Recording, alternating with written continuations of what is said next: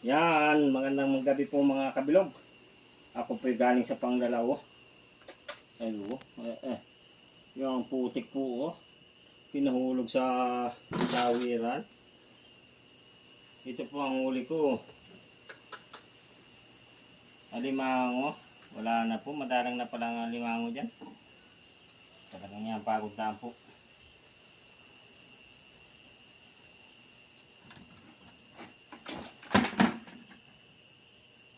Ayan po ang huli ko, 4 piraso. Nangalay lang ang Maria Josep. Delikado po ito eh. Medyo ito po eh naninipit. Kaya ay dapat eh.